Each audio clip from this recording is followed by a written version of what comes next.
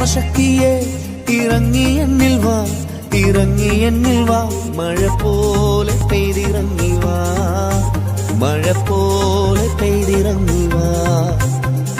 സ്വർഗീയത്തിയെ ഇറങ്ങി എന്നിൽ വാ, ഇറങ്ങി എന്നിൽ വാ, മഴ പോലെ പെയ്തിറങ്ങി വാ, മഴ പോലെ. സർവശക്തിയുള്ള ദൈവം നമ്മെ അനുഗ്രഹിക്കട്ടെ. എഫേസ്യർ ലേഖനം 5-ാം അധ്യായം അതിൻ്റെ 4-ാം വാക്യത്തിൽ ചീത്തത്തരം, പൊട്ടച്ചൊൽ, കളിവാക്ക് ഇങ്ങനെ ചേർച്ചയില്ലാത്തവ ഒന്നും അരുത്.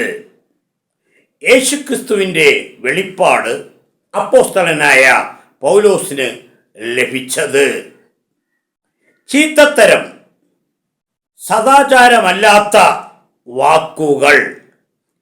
ഇന്ത്യൻ പ്രധാനമന്ത്രി നരേന്ദ്രമോദിക്ക് എതിരെ മാലിദ്വീപിലെ മന്ത്രിമാർ പരസ്യമായി പറഞ്ഞത് ഇസ്രായേൽ പ്രധാനമന്ത്രിയുടെ ചെരുപ്പ് നക്കിയെന്ന്. ഇതിൻ്റെ പിന്നിലെ ചേതോവിഹാരം എന്താണെന്ന് മനസ്സിലായല്ലോ. ഭീകരതയ്ക്ക് എതിരെ ആദ്യമായി എതിർത്തതും ഇസ്രായേലിന് സപ്പോർട്ട് പറഞ്ഞതും ഇന്ത്യൻ പ്രധാനമന്ത്രി നരേന്ദ്രമോദിയാണ്. ഭാരതത്തിൽ പല പ്രാവശ്യവും ഭീകരവാദികൾ പ്രശ്നങ്ങൾ സൃഷ്ടിച്ചിട്ടുണ്ട്. എന്നാൽ മാലിദ്വീപിലെ മന്ത്രിമാർ മുൻകൂട്ടി ചർച്ച ചെയ്തിട്ടായിരിക്കുമല്ലോ പ്രധാനമന്ത്രിയെ അവഹേളിച്ചത്.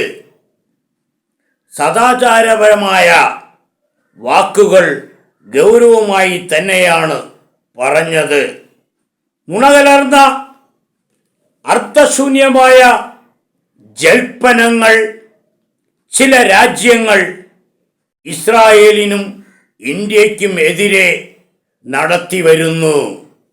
ഭാരതം ഇസ്രായേലിന് അനുകൂല നിലപാട് എടുത്തു. അതിന് മാലിദ്വീപിലെ മന്ത്രിമാർ പൊട്ടച്ചൊല്ല് ഒരു പ്രധാനമന്ത്രിക്ക് എതിരെ വൈരാഗ്യത്തിൽ തരംതാണ പ്രയോഗങ്ങൾ പറഞ്ഞ് പരസ്യമാക്കിയത് അവർ ആരുടെ പ്രേരണയിലൂടെയാണെന്ന് നമുക്ക് മനസ്സിലായി. കളിവാക്ക് കാര്യമില്ലാത്തതിനും മനുഷ്യരെ അയോഗ്യമായി ചിത്രീകരിച്ച് കളിയാക്കിയതല്ലേ? ഹല്ലേലൂയ. ജനാധിപത്യ രാജ്യത്തിലെ ഭരണത്തലവനായ പ്രധാനമന്ത്രി നരേന്ദ്രമോദിയോട് അപകീർത്തി നടത്തിയതിന് ഭാരതത്തിലെ ജനങ്ങളെ വിഡ്ഢികളാക്കിയതല്ലേ? ഞാൻ 2 പ്രാവശ്യം പണ്ട് മാലിയിൽ പോയിട്ടുണ്ടായിരുന്നു. എയർപോർട്ടിന് ചുറ്റും തടികൊണ്ടുള്ള വേലിയായിരുന്നു. എയർപോർട്ടിന് ബോട്ടിൽ കയറി വേണം അകത്ത് എത്തുവാൻ. വളരെ വികസനമൊന്നും ഉണ്ടായിട്ടില്ല. കാറുകളൊന്നും ഇല്ലായിരുന്നു. സൈക്കിളുകളും ബൈക്കുകളും തള്ളുവണ്ടികളുമായിരുന്നു. കേരളത്തിലാണ് അധികമായി മാലികൾ വന്ന് ചികിത്സ തേടുന്നത്. ഇപ്പോൾ എല്ലാ സൗകര്യങ്ങളും വന്നപ്പോൾ ഭാരതത്തെയും പ്രധാനമന്ത്രിയെയും അവർ അപമാനിച്ചു തുടങ്ങി. ഇന്ത്യൻ പ്രധാനമന്ത്രിയുടെ വിശേഷങ്ങൾ. നരേന്ദ്ര ദാമോദർ ദാസ് എന്നാണ് പൂർണ്ണമായ പേര്. ഗുജറാത്തിലെ വദനഗറിൽ 1950 സെപ്റ്റംബർ 17 ജനിച്ചു. 4 തവണ ഗുജറാത്ത് മുഖ്യമന്ത്രിയായി.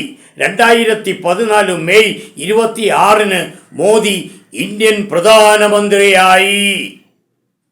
15ഉം 16ാമത്തെയും പ്രധാനമന്ത്രിയാണ്.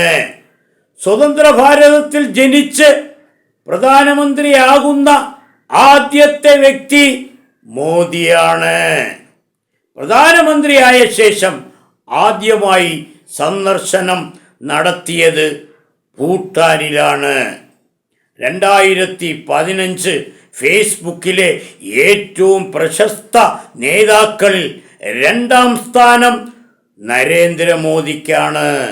വിശുദ്ധ ബൈബിളിൽ സദൃശ്യവാക്യങ്ങൾ 12-ാം അധ്യായം അതിൻ്റെ 23-ാം വാക്യത്തിൽ വിവേകമുള്ള മനുഷ്യൻ പരിജ്ഞാനം അടക്കി വയ്ക്കുന്നു, ഭോഷന്മാരുടെ ഹൃദയമോ ഭോഷത്വം പ്രസിദ്ധമാക്കുന്നു. വിവേകവും പരിജ്ഞാനവും ഭോഷത്വവും ഇല്ലാത്ത ജാതി ഈ ലോകത്തെ കലക്കിക്കൊണ്ടിരിക്കുന്നു. ഹല്ലേലൂയ. ലോകത്ത് ഭീകരപ്രവർത്തികൾ നടത്തി സാമ്രാജ്യങ്ങളെ കൈകളിലാക്കുവാൻ ഉദ്ദേശിക്കുന്നുവെങ്കിൽ, ഹല്ലേലൂയ, സാമ്രാജ്യങ്ങളെ കൈകളിലാക്കി ഒതുക്കുവാനാണ് ഉദ്ദേശമെങ്കിൽ ഉള്ള രാജ്യങ്ങളും നഷ്ടമാകും. വിശുദ്ധ ബൈബിളിൽ സഭാപ്രസംഗി 10-ാം അധ്യായം അതിൻ്റെ 13-ൽ പറയുന്നു, അവൻ്റെ വായിലെ വാക്കുകളുടെ ആരംഭം ഭോഷത്വവും അവൻ്റെ സംസാരത്തിൻ്റെ അവസാനം വല്ലാത്ത ഭ്രാന്തും തന്നെ. മൊത്തം ഇപ്പോൾ ഭ്രാന്തു പിടിച്ചു നടക്കുകയാണ്. മാലിദ്വീപിലെ മന്ത്രിമാർ പറഞ്ഞത് തെറ്റായിപ്പോയി. അവർക്ക് മതഭ്രാന്താണ്. ഹല്ലേലൂയ. പറഞ്ഞത് ആ ദ്വീപ്, ആ ചെറിയ രാജ്യം പിൻവലിക്കുന്നുവെന്ന്. ഹല്ലേലൂയ.